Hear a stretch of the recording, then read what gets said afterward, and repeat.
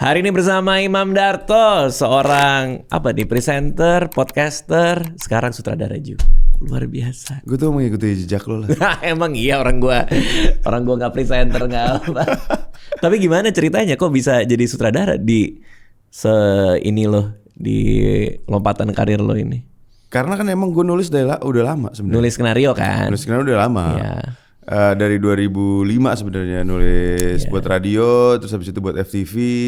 Oh, itu sebelum lo bikin sama Tompi. Iya.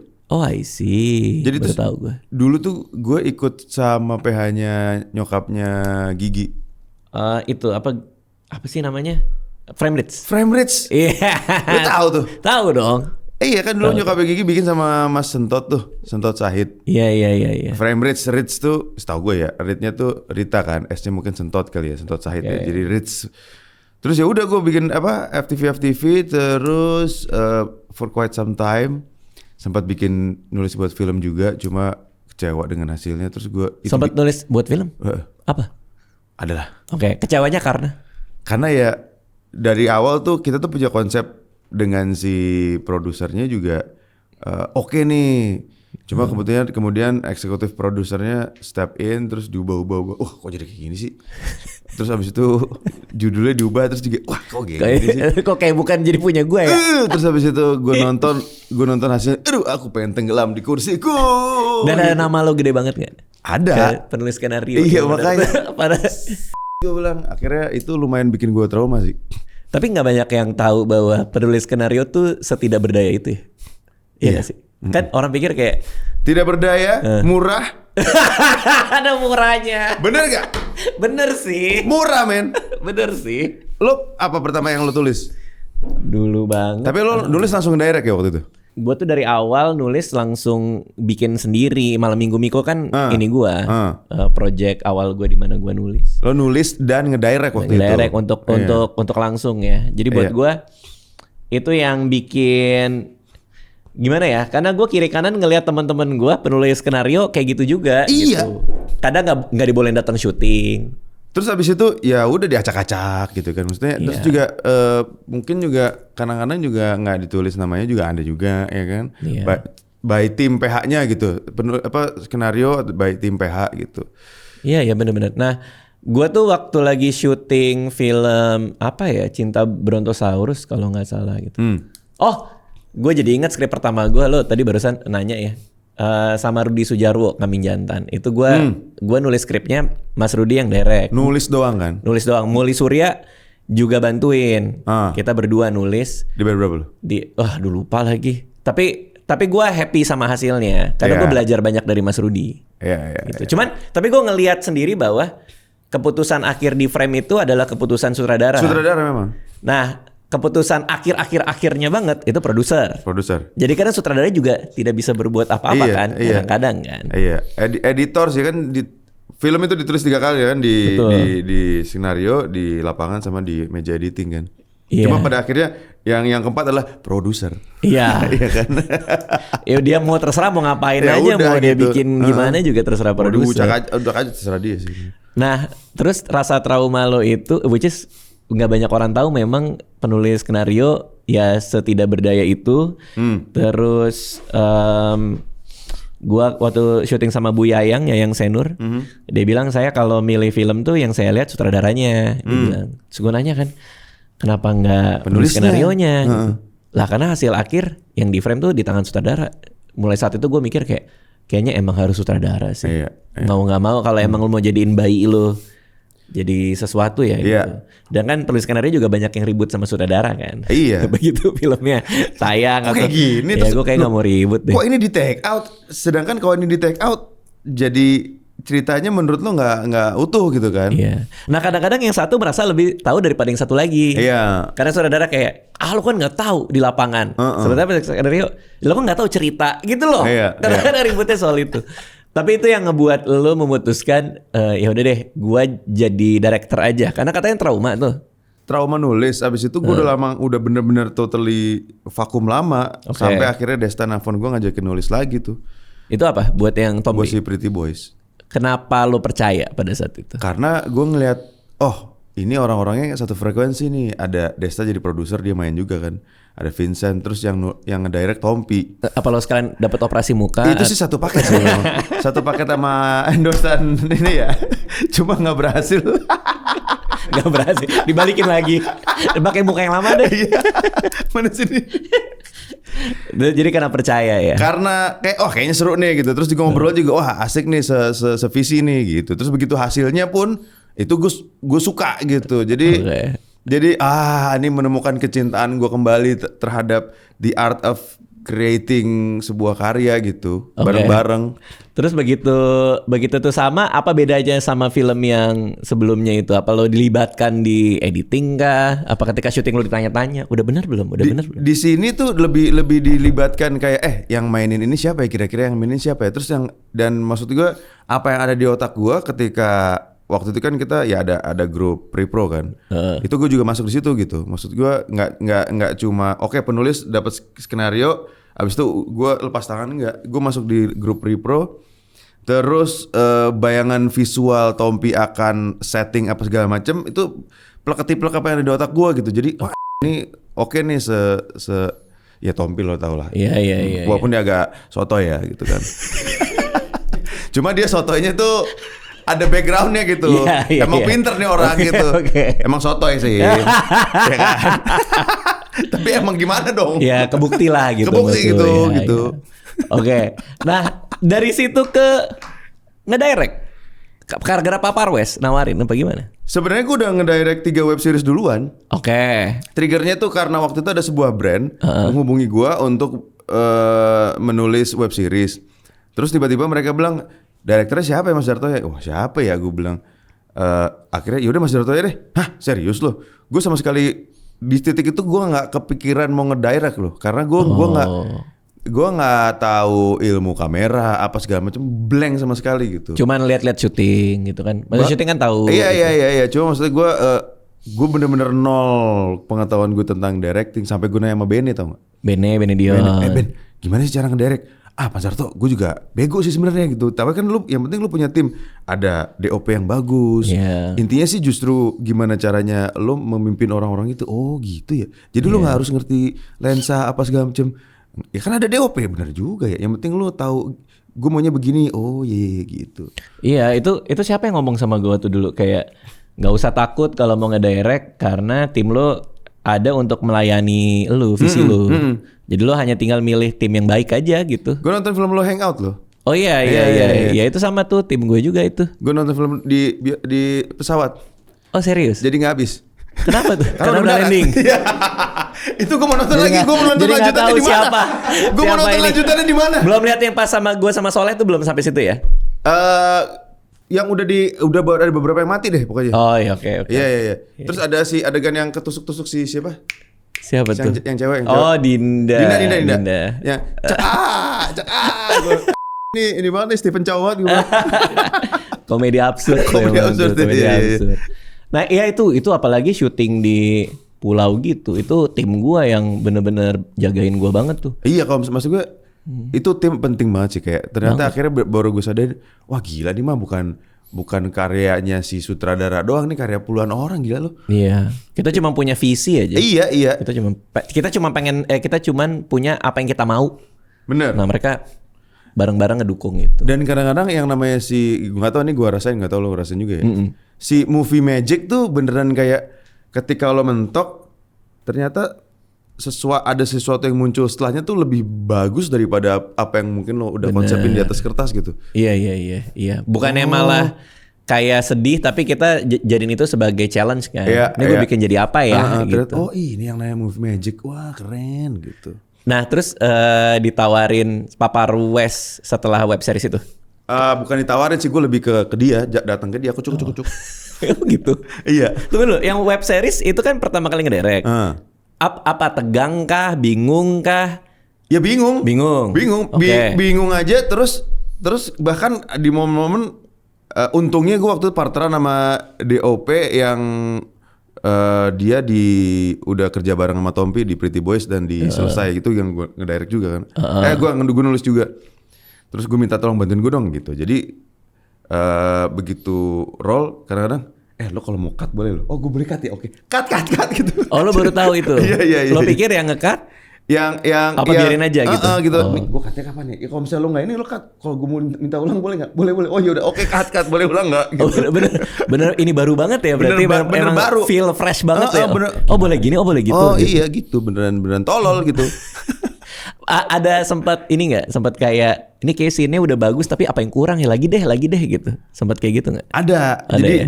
Jadi waktu ya namanya baru kan. Jadi ketika ada gangguan audio di tengah, itu gue minta ulang dari awal. Padahal setelah gue review, lo kayak gitu mah nggak usah ngulang dari awal, kan bisa di pick up dari ini karena lo udah dapet covernya ini. Jadi ntar pas di editing nggak kepake juga. Oh gitu. Oke. Sementara yang gue minta ulang-ulang itu aktor senior banget. Mungkin dalam kepala dia kayak dia perfeksionis sekali. Wah, padahal tolol. Lagian syuting di pinggir jalan jadi Aduh, iya lagi. Oke, itu web series 1, web series 2. Itu baru lancar di yang kedua. Habis itu ada web series 3 lebih lancar lagi. Web series 3 lebih lancar. Cuma gak tayang web series 3. Kenapa bisa gak tayang? Yang penting udah dibayar ya. Gua ya ada internal lah, itu terserah lah ya. Pokoknya yang penting saya sudah dibayar. Oke. Gitu. Baru datanglah ke Starfish ya. Iya gitu. Itu kucuk datang. Bawa skrip, bawa apa? Gak ada, gue bawa kosong aja. Gue gak ada bawa apa-apaan. Gue kan awalnya pengen ngobrol aja, ya udah ngobrol. Yang akhirnya gue mendengarkan beliau cerita panjang lebar tentang perfilman. Oh gitu Pak. Iya. Saya itu udah rokok ke 18 itu. Doyan banget ngerokok dia itu. Terus akhirnya 2 minggu kemudian justru gue yang ditagih, mana ceritanya? Oh iya Pak, oke. Gue bikinin sinopsis itu juga sinopsis setengah kan, belum selesai. Sinopsis gantung, tahu kan lo. Padahal emang lo yang akan terjadi? Iya, gitu. apa yang akan terjadi dengan ini? Apakah ini akan begini? Ini apakah? Padahal itu kita nggak tahu endingnya. Itu trik setiap penulis. Karena nggak mau bikin sinopsis panjang, diberhentiin di tengah. Apakah yang terjadi dengan ini? Apakah ini akan jatuh cinta dengan ini? Sebenarnya produser bilang, wah ini menarik sekali. Ini intriguing sekali. Iya apa ini? Padahal kita tidak tahu endingnya seperti apa. Coba karena lo tadi ngomongin Hangout itu jualan gue premis juga, cuman 1 kalimat doang. Iya. Berapa artis diundang ke pulau, dibunuh satu persatu, pembunuhnya salah satu dari mereka. Udah gue jualan cuman itu. Cuman itu ada 5 premis Pak, yang gue kasih rapi film. Oh jadi ada opsi beberapa premis? Iya, gue kasih 5 premis, kasih rapi film. Pak pilih satu aja, mana yang mau, nanti saya bikin ininya ceritanya. Sinopsisnya. Terus dia bayar gue buat yang itu. Udah sama kayak lu, gue juga nggak tahu apa. Kosong kan yang penting. Dia pilih yang itu, gue bingung. Gimana? Bikin apaan? Oke, terus sinopsis dikirim ke Pak Parwes. Apa yang terjadi? Dia langsung, wah ini menarik sekali. saya tergoda dengan pertanyaan-pertanyaan di belakang ini. Boleh saya tahu sampai endingnya gimana nggak? Oke Pak, bentar ya saya pikirin dulu, kasih saya seminggu. Ya udah gue pikirin endingnya, gue kasih sinopsis panjang, dia langsung suka. Oke, gitu. Bikin skenario draft 1. Gue nggak, karena ini kan baru pertama kali gue kerja sama dia juga kan. Ternyata dia sendiri bilang ini biasanya skenario abis sama saya dicoret-coret. Cuma ini pertama kali skenario saya juga bingung nih mau diapain lagi, skenario ini udah bagus sih. Udah oke nih. Tapi itu aja buat gue masih 120 halaman jadi. Serius Pak, ini kayaknya tetap harus kita trim deh. Saya juga bingung apa yang mau ditrim, ya kamu yang trim aja lah gitu. Akhirnya jadi 90. Jadi sekitar 100 lah, 108, 110. Oke, terus ternyata hasilnya ini ya menyenangkan ya. Happy dong ya Pak Parwes ya. Alhamdulillah happy juga gitu. Happy. Terus kemarin yang datang ke sini si Gisel ya? Iya, sama Fatih Unru. Iya. Gue tuh pas ngobrol sama si Fatih Unru ya. Terus gue kayak pada denger nama dia di mana ya. Terus kita ngobrol. Begitu dia pulang, gue Google kan. Gak tau stand up komedian ya. Dia anaknya stand up komedian pas masih kecil. Iya, yang bocah yang dia. Gue pernah nonton dia. Iya. Beda banget. Lo pernah ngejuriin? Enggak. Dia pernah ikut apa? Suci atau Suci? Iya, tapi bintang tamu doang. Gue inget gue kaget pas lagi nonton dia. Anjir nih anak sekecil ini bisa stand up gitu dan lucu kan. Oh itu dia. Gue langsung tahu gitu gue ngobrol sama dia gitu. Cuma dia kayak juga nggak soal stand up apa gitu. Oh, gue emang sama Gisel nggak? Ini kok tahu gitu gue ngobrol sama dia? Iya, maksudnya tahu gitu ngobrol soal stand up. Oh iya. Tapi dia juga nggak nyinggung stand up sama sekali juga gitu. Gitu itu Fatih Unru ya di sini. Nah, udah ditagih sama Papa Roes. Cerita berikutnya. Udah banget, ini orang lagi nulis. Lagi dalam persiapan untuk yang kedua. Oh, yang kedua. Gue tuh dulu sama salah satu penulis juga. Kalau Papa Roes nelpon, kita saling berbagi cara menghindari telepon nih. Karena kan lagi deadline. Nanti bilangnya apa atau jangan diangkat dulu 2 kali kayak gitu. Pasti bro, ada gitu ya kan bro. Gimana? Gimana bro? Waduh Pak, saya lagi ini gitu cari-cari. Oke, jadi lo akan mau serius di film dong? Apa gimana? Iya, sepertinya iya. Oh. Karena kan gue akhirnya ya itu justru pas lagi sama Pretty Boys itu, Tompi tuh cukup resah dengan industrinya. Industri filmnya? Iya, maksudnya how things are working di ekosistemnya gitu. Oke.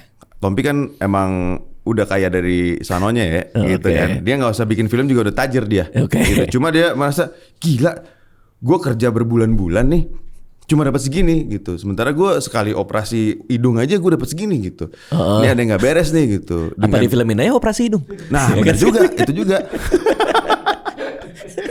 Jadi dapat 2. Terus dia bilang, ini mah yang tajir masih produser sama eksekutif produsernya gitu. Pekerja-pekerjanya nih mah masih. Lah, dulu eksekutif produsernya Tommy siapa? Adalah. Oh ada. Oh berarti bukan teman-teman kalian juga? Tetap duit gedenya ada dari ngerti nggak sih lo? Gitu. Berarti lebih ke investor ya sebenarnya. Ya betul gitu. Terus akhirnya wah kita harus menciptakan satu sistem baru untuk gini dah gitu. Terus akhirnya bikinlah film selanjutnya tuh selesai itu kita pemain penulis kecuali kru ya. Kalau head misalnya pemain penulis DOP itu nggak ada yang dibayar. Kita mengconvert value dengan saham di film itu. Oh, I see. Jadi berapapun yang film itu dapat, lo akan dibagi-bagi. Exactly. Oh, ininya persentasenya? Ya sesuai dengan bobot pekerjaan. Yes, misalnya nulis sekian ratus juta gitu. Oke. Itu dikonvert ke persentase ke filmnya. Tapi yang kayak kru itu emang harus dibayar kan? Ya karena mereka mungkin butuh cash flow kan. Iya, kalau kru emang harus dibayar kan, kru harian itu. Jadi itu emang ada investor yang invest untuk bayar itu gitu. Wis gitu nih bakalan keren nih. Pandemi mantep. Rilisnya di bioskop online. 10.000 ya satu tiket ya. 50.000 waktu itu. 50.000. Tapi lumayan lah ya. Oke lah. Tapi dari bioskop online angkanya menurut lo? Itu ya lumayan oke. Walaupun kita wah ini kalau dirilis di bioskop sih pecah sih nih harusnya. Cuma ya pandemi. Nggak ada niat rilis di bioskop nggak ya? Nggak mungkin ya? Nyam enggak sih kayaknya. Enggak ya? Enggak. Waduh sayang banget. Itu berarti kalau pecah kan lumayan tuh bisa sharing-sharing bagi-bagiannya. Ini juga ya oke juga. Nah tapi yang berikutnya ada rencana buat bikin film dengan itu serupa, dengan format serupa bagi-bagian yang kayak gitu. Kayaknya ribet deh. Kok jadi ragu? Kenapa jadi nggak jadi? Ribet.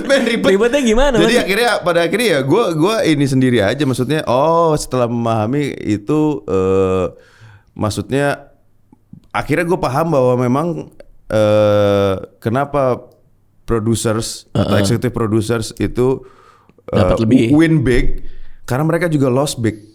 Ya, karena ada elemen risiko. Risikonya tuh tinggi banget, men. Bener-bener kayak masang angka. Iya. Lo gak akan pernah tahu win streak lo tuh kapan tiba-tiba ini. Gak ada.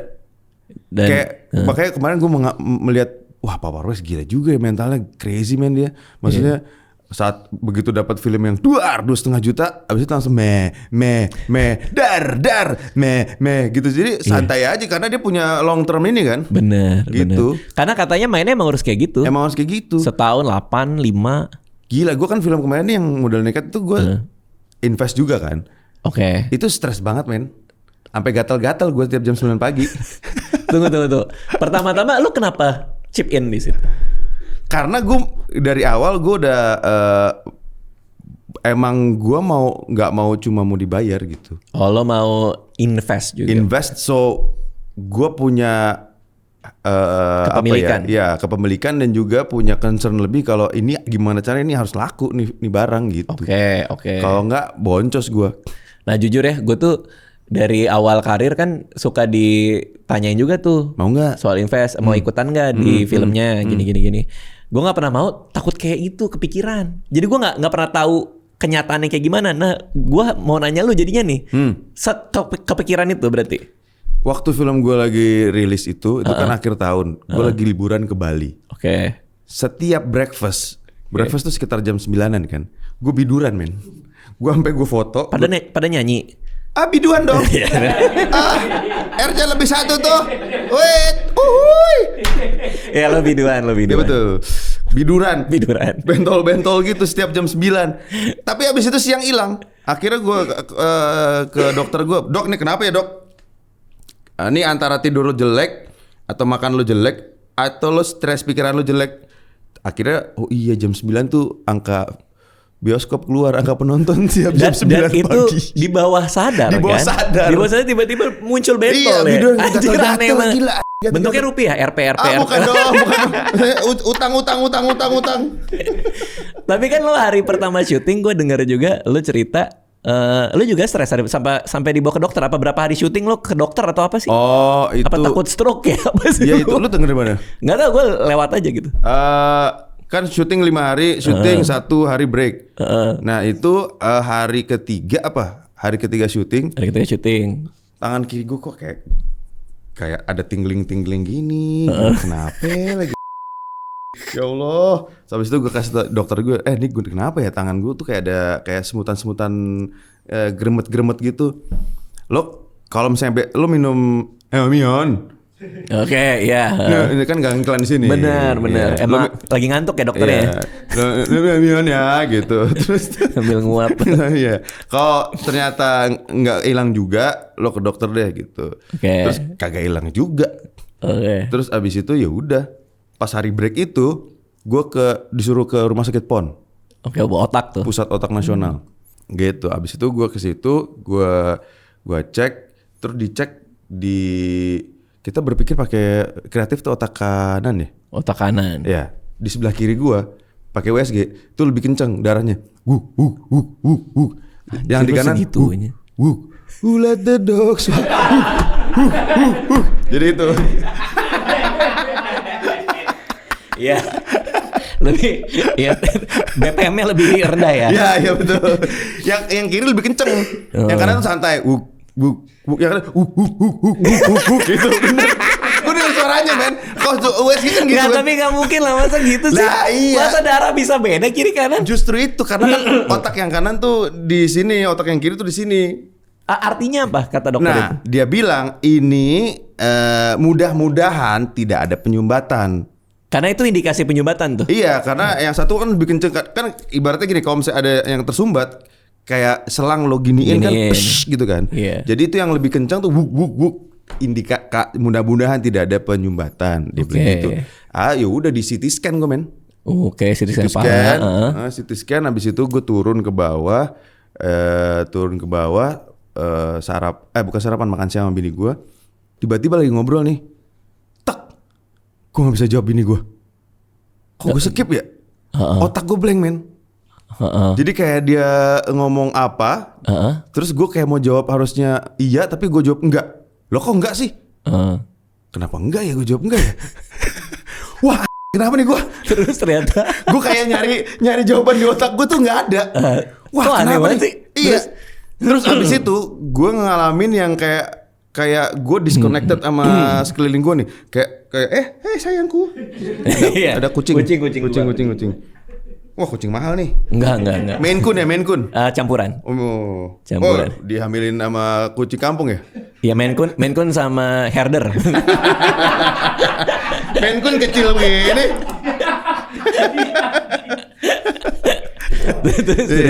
Gue tuh kayak berasa kayak tau gak lo kayak misalnya di film-film tuh. Apa kayak gitu? Iya kayak gitu sama keliling. Wah, kenapa nih gue? Terus gue kayak tiba-tiba gue keringet dingin. Sayang kayaknya aku nggak enak badan deh nih. Gue makan aja tuh nggak ketelan, dua suap nggak ketelan. Bawa aku ke atas dong. Ya udah akhirnya gue di Ini masih di rumah sakit. Masih di rumah sakit. Oh. Masih di rumah sakit, dibawa ke atas, itu juga dokternya di mana? Dokternya lagi makan siang. Mantap sekali. Gue udah takut banget tuh. Jangan stroke nih. Kebayang dibawa lagi. ke atas, abis itu disuruh dicek tensi, disuruh tidur, set gue merem bentar, abis itu dibangunin, itu dokter udah datang. Ya udah, pas gue abis merem tuh gue agak enakan tuh. Dibawa ke dorong dokternya, dok gimana dok? Ya jadi gini, kenapa kita CT scan bukannya MRI? Kalau MRI itu gini. Sebenarnya nggak perlu MRI. CT scan itu gini. Boleh tahu hasilnya aja kan ya? Panjang banget kata gua. Nggak tahu, gua deg-degan setengah mati. Dia jelasin kenapa CT scan instead of MRI gitu. Iya betul. Tapi kenapa langsung gitu kan? Iya makanya kenapa terus gimana? Ya hasilnya bapak sih normal. Lah terus itu kenapa? Jadi, nah ini kenapa yang sebelah kiri itu lebih kenceng? Nah, Bapak menggunakan otak kanan Anda lebih keras. Oke. Si otak kanan tuh kreatif kan? Ya. Nah itu, ya itu lagi. Terus yang ngungung di bawah? Itu telat makan. Karena gue sarapan tuh jam 2 Pak. Sarapan makan siang. Terus mau ngomong apa? Jawabnya apa? Ya, emang gitu aja orangnya ya. Emang gue skip kayaknya. Anjir. Kata dokter, ya memang ada skip saya. Iya. Emang tolol Anda ini. Tapi itu pasti adalah bawaan stres dari naruh uang di project. Bener Iya itu, dan juga maksudnya ya kan ya pasti lo ngerasain juga constant troubleshooting every day kan. Oh kalau ngedirect iya. Iya kan? Iya. Bahkan dari pre-pro tuh ada pemain ini nggak bisa. Iya. Lokasi ini nggak ada. Begitu kita reki yang ada harusnya ada di skenario nggak ada. Mikir lagi diapain ya. Gitu. Lagi mau syuting sebelah lagi dangdutan. Aduh. Nah itu gimana tuh? Hujan lagi. Aduh. Hujan. Iya ngedirect di Indonesia ya kayaknya kalau di Indonesia itu memecahkan masalah jadinya. Iya. Problem solving semua. Setiap hari. Dari mulai motor. Iya. Ya kan dari motor, mobil, cuaca. Dan iya sih memang sih. Nggak boleh nambah hari. Iya karena budget udah ada. Budget udah segitu, udah 20 hari ya gitu. Paling kontingensinya 1-2 hari. Nah kalau gua kadang dulu sama Pak Parwes tuh masih berani bilang, Pak ini saya nggak bisa syuting ini hari ini, saya harus nambah. Nah mungkin kalau lu kan juga invest, itu ke ini sendiri nggak? Ada dong, kan makanya si Darto si executive producer berantem sama Darto sutradara. Lo manjangin, duit lu kurang nih kata gue. Oh iya sih, oke. Aduh. Oke kita harus jadi hari ini syuting, pasang kamera. Tim lo ngelihat, wah profesional sekali ya. Tidak. Bukan soal profesional. Tapi itu semua worth it nggak dengan lo naruh duit? Worth it dong. Worth it ya? Worth it. Akan lagi berarti? Oh iya dong, jelas. Nggak apa-apa berarti ya? Nggak apa-apa. Oke. Menarik sekali soalnya. Iya. Nah, suatu hari lo mau nge-PH-in sendiri nggak tapi? Kalau ini kan lo masih gabung sama Pak Parwes nih, gitu. Lo akan naruh PH-nya sendiri atau gimana gitu? Pasti someday pasti gue akan mengumpulkan duit orang sih. Tetap pakai duit orang. Untuk bikin film dari PH gue. Jadi lebih fleksibel kan untuk nentuin ya lo pengen bikin apa sesuai keinginan lo aja gitu. Visi lo berarti nyambung tuh dari nulis ke directing sampai ke producing gitu. Oke. Jadi yang ada yang di layar nih persis dengan apa yang lo bayangin ada di kertas. Nah selama lo bikin film itu podcast mas segala gimana? Podcast mas gimana? Itu tetap jalan atau pending dulu? Libur 20, gue nggak ikutan 20 hari gue nggak ikutan. Kan nggak nyambung jadwalnya kan? Iya pasti sih. Iya kan? Nggak benar-benar nggak bisa ditinggal. Nggak mungkin. Guys gue podcastan dulu ya. Gimana ini lagi dibedakin si Gading. Tapi gue jadi pengen nanya soal ini deh, monetisasi dari podcastnya ini karena menurut gue menarik. Tapi yang menarik buat gue adalah cara ngembangin podcast itu jadi bisnis. Karena gue ngelihat ada podcaster lainnya lo ambil juga ya, lo manajemenin juga ya atau apa? Iya. Nah maksud gue tuh awalnya tuh gimana? Dari podcast masnya dulu deh. Itu awalnya idenya siapa? Bagaimana bisa jadi gitu? Podcast Mas itu ide secara nggak apa ya? udah takdir aja kali ya. Waktu itu kita ada namanya motorbike. Motorbike tuh sebuah gerakan yang diprakarsai si Omes. Jadi public figure motoran charity keliling Indonesia gitu. Nah terus ada satu grup yang isinya gua, Omes, Enggok, sama Surya. Oke. Hasil dari motorbike sebelumnya yang kita ke Flores. Oke. Gitu. Itu tadi grup yang dipakai untuk nyari sponsor. Cuma pada akhirnya kita pakai untuk bergunjing. Oke. Mumpung ketemu, bisa ngomongin orang. Ngomongin orang-orang yang lain yang ikut apa kita. Ya, satu geng yang ikut perjalanan Flores kan kalau traveling dengan orang kan kelihatan aslinya. Iya. Nah, akhirnya kita ngomongin sama situ. siapa? Sama siapa travelingnya selain kalian? Sama banyak banget itu, banyak banget. Enggak, maksudnya public figure juga kah? Iya. Ada Presiden Nasution, ada Edi Brokoli, ada. Jadi kalian ngomongin orang-orang itu. Ya itu benar. Sini ini ya, iya. Sini ini iya. Ternyata ini gini. Iya. Gitu. Sini si Edi kakinya bau ya gitu. Iya, enggak bercanda. Jadi karena pergunjingan itu semakin rekat. Iya, awalnya kan kita main buat nyari-nyari sponsor. Udah dapat sponsor belum dapat men gini. Terus abis itu karena grup itu masih ada, pasca itu jadi ngobrol aja gitu. Nah, gara-gara ngobrol-ngobrol baru kebentuk podcast. Karena kan lu minjem studio katanya. Betul, ngobrol-ngobrol. Terus gue dapat insight dari temen gue yang kerja di Spotify. Ini podcast is gonna be big nih next year atau this year. Mendingan lo mulai dari sekarang. Oh gitu ya, oke gitu. Terus gue bilang, Mes lo dia kan dulu punya Tigrehood tuh di Puri Sakti. Lo punya daerah-daerah situ ada kantor kosong nggak? Gue pengen nyewa satu ruangan aja gue bikin podcast. Oh apaan tuh podcast? Nah terus Omes ini kan memang sangat pintar ya. Oke. Pintar memonetisasi. Memonetize teman-temannya. Gitu. Iya oke. Motorbike kan dia juga memonetize teman-temannya. Oke. Nah, jualan ke sponsor. Iya betul. Akhirnya wah kayaknya podcast menarik nih. Akhirnya ya udah satu grup itu dijadiin podcast bareng. Kan lu semua ini ya kayak presenter di TV. Kalau Enggok dia itu IO. Makanya sekarang kita panggil dia CEO.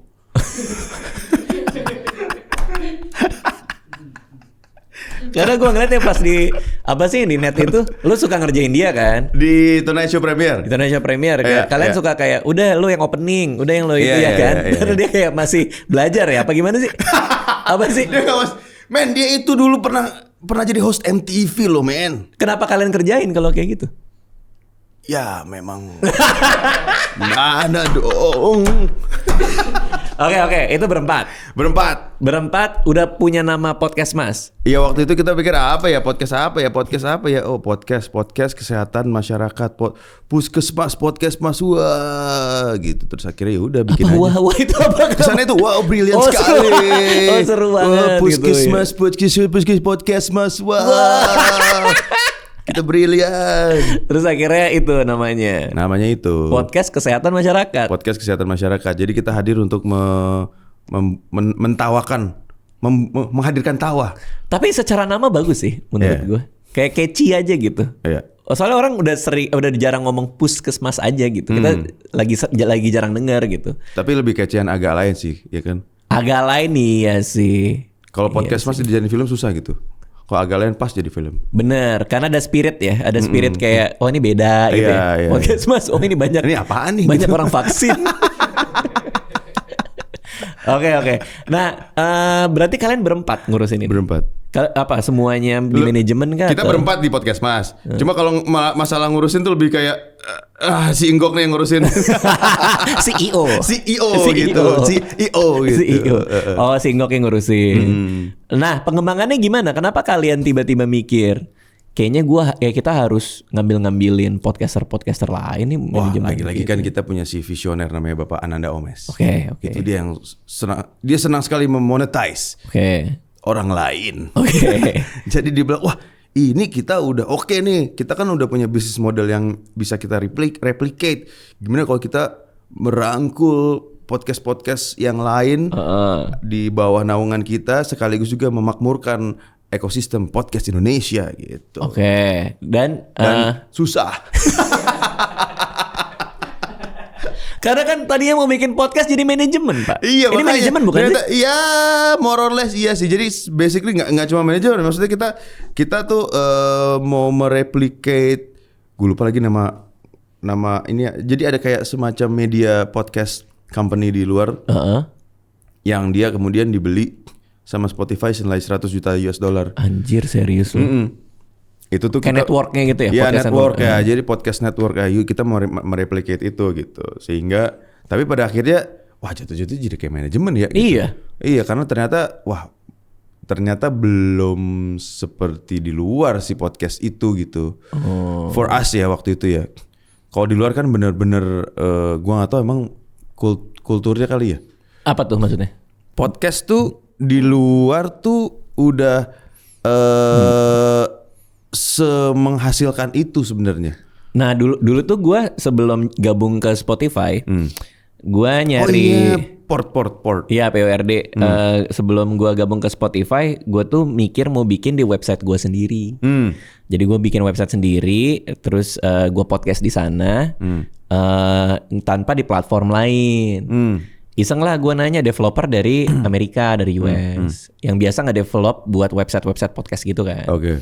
Terus gue bilang ke dia, gue dari Indonesia mau bikin podcast, biayanya berapa? Dan gue mau biayanya yang ngikut. Jadi kalau pendengarnya makin banyak makin mahal. Gue bilang gitu. Terus kalau kan gue namanya juga mengawang-awang ya. Kalau misalnya 500.000 yang dengerin gimana? Kalau 500.000 orang? Ya kalau gue nanya ke dia. Kalau di sana satuannya download, 500.000 download. Walaupun didengerin tuh hitungnya juga download. Walaupun sekali klik gitu satu detik download gitu. Oke. Itu bahasa yang mereka pakai. Didengerin tuh satu download, di download beneran juga satu download gitu. Oh, I see. Jadi dia gue bilang kalau 500.000 download gimana? Terus dia kasih angka segini, terus gue pikir kayak wah ini lumayan mahal ya, gue bilang. Berapa tuh? Nah lupa gue. Tapi di kepala gue tuh mahal. Terus dia bilang, I think you don't need to worry about money. Kalau udah 500.000, dia bilang gitu. Nah itu karena di sana. Karena di sana. Dia pakai patokan di sana. Kalau 500.000, lu udah bergelimang harta. Di kepala, di 500.000 udah bergelimang harta. Ya. Mulailah gue nyari kenapa dia punya argumen kayak gitu, Pak. Ternyata ini yang nggak ada di Indonesia. Dan seharusnya podcast Mas yang bikin. Apa tuh? Jadi mereka punya agency network untuk nyalurin adlibs. Jadi agensi iklan khusus adlibs buat podcaster. Jadi brand masuk sama dipotongin, dikasih skrip, disebarin ke semua podcaster. Dia ngambil bagian presentasi. Makanya podcaster yang 500.000 nggak usah takut. Nanti pasti ada yang nelfon lu. Itu yang nggak ada. Menurut gue kita nggak bisa rely on duit sebagai podcaster di sini karena nggak ada itu, Pak. Menurut lo gimana Tapi iya sih pada akhirnya kan itu yang kemudian coba kita lakukan. Podcast Mas sudah mencoba berarti? Mencoba lakukan at least untuk our own podcast within our own network jaringan ya. Jadi sehingga kalau kita jualan tuh pasti selalu ada bundling dengan podcast-podcast lain yang ada di under our wings gitu. Kalau lo beli podcast Mas sekian, lo dapat adlibs dan juga placement di podcast ini sekian juga gitu.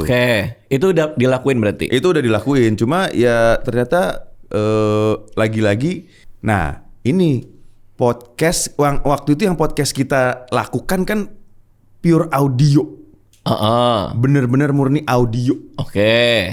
Itu butuh effort lagi untuk menjelaskan ke brand bahwa kok podcast audio doang, podcast mah yang kayak Dedi tuh ada visualnya, jadi gue bisa taruh barang segala macam.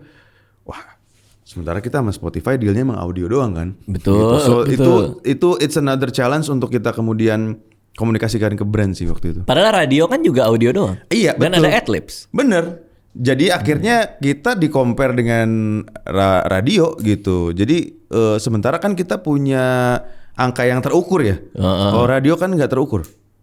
Radio nggak bisa diukur kan, ada ininya. Apa? Ada kayak Nielsen-nya gitu nggak? Nielsen lo ukur hari ini, keluarnya 3 bulan kemudian. Dan Nielsen itu dia sistemnya kayak survei.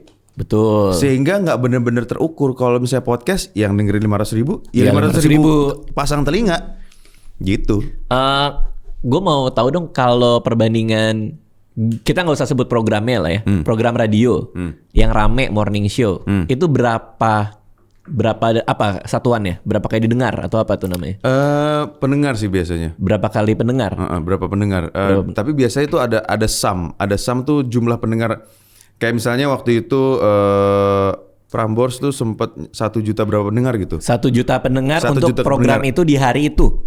Nah itu juga pada akhirnya itu 1 juta pendengar itu kumulatif semua pendengar unique person yang mendengarkan Radio Prambors Itu nggak pada bisa, saat itu. susah banget. Makanya Nggak bisa ditarget berarti. lah itu nggak bisa ditarget secara umur, secara gender, ya kan? Secara waktu tayang pun, Iya. secara waktu siar maksudnya. Waktu siar ya iya gimana ngukurnya? Oh, I see. Pada akhirnya Sulit ya sih memang sih. sulit gitu. Sedangkan kalau podcast kan digital emang kelihatan banget kan, lu dengerin pas di awal tuh peak, abis itu ntar ada turun di sini, kita nge-peak lagi, abis itu turun gitu. Sampai kita tahu ya, yang bosan bagian mana aja kita tahu. Iya. Nah, tapi lo ngurusin si anak-anak lo ini, itu gimana? Sekarang lo kurangin kah? Oh tentu sih kita kurangin banyak ya. Karena kan kayaknya lebih pusing tuh kayaknya. Pusing men, ribet. Pada akhirnya agak lain kan waktu itu sempat gabung sama podcast Mas Asia Network gitu. Iya, itu yang gue bingung waktu itu. Karena agak lain ada di lu, ada di Dedi. Ya kan? Setelah dari kita ke Dedi. Oh, berarti nggak barengan. Oke, terus. Jadi agak lain, abis itu setelah jalan bareng, terus abis itu kita kontraknya nggak diperpanjang, terus GJLS juga awalnya kan sama kita. Benar. GJLS sama kita, terus sempat diperpanjang 2 kali apa 3 kali, abis itu sekarang karena dia udah bikin, karena itu pada akhirnya kan setelah bareng mereka biasanya bikin sendiri aja deh gitu, bikin agak lain entertainment atau GJLS Entertainment gitu. Agak lain holding company or whatever gitu. Padahal lo udah ada investment juga kali ya buat ngegedein apa nggak juga tuh. Pada akhirnya sih bareng-bareng sih, lebih ke bareng-bareng sih. Karena toh juga kerja barengnya tetap ada, sinerginya masih ada. Nah, terakhir nih. Radio gimana? Radio. Nah, kok menurut lu gimana? Nah, gua kan gak di sana ya. Jadi gua nggak paham. Menurut gua radio tidak akan digantikan, tapi akan jauh menurun. Jauh menurut banget. Sama kayak ketika TV muncul kan orang bilang radio juga bakal ditinggalin kan, tapi nyatanya kan enggak. Tapi Video killed the radio star. Ya. Sampai ada lagu itu kan. Tapi kan tetap ada nih radio zaman sekarang. Tetap ada. Persoalannya yang menjadi lawannya radio sekarang itu sama-sama audio gitu. Iya. Podcast ini gitu. Nah tapi gimana? Kenyataannya apa? Gue nggak paham soalnya. Kenyataannya emang gue nggak tahu lo denger apa enggak. Banyak radio tutup kan sekarang. Oke. Bahkan nama-nama yang besar gitu. Nama-nama besar yang mereka sudah survive bertahun-tahun, not just survive tapi juga thrive gitu, bertahun-tahun gitu. Cuma menghadapi badai kemajuan teknologi dan ini nih udah itu time span orang kan semakin sedikit kan. Bener. Gitu. Even lo dulu andalannya radio, selama masih macet kita masih hidup. Selama Iya kan? Oh gitu, dari ada kata-kata itu. Iya, selama masih macet, selama orang masih commuting, ya kita masih hidup karena people, karena dengerin gitu. Dan waktu itu andalan kita adalah lo mau dengerin lagu pakai apapun aplikasi streaming gitu ya. Tetap ada sense of disapa sama penyiar.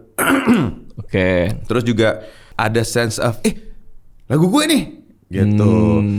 Tapi sekarang itu pun bisa direplicate dengan playlist kan. Bisa direplicate dengan playlist, terus bisa direplik bahkan Spotify aja kemarin sempat bisa menyelipkan audio di antara lagu-lagunya. Sehingga itu juga mereplicate radio kan. Apa-apa buat iklan atau adlibs atau buat berasa kayak lo dengerin radio, si podcast lo itu bisa diatur di antara lagu-lagu.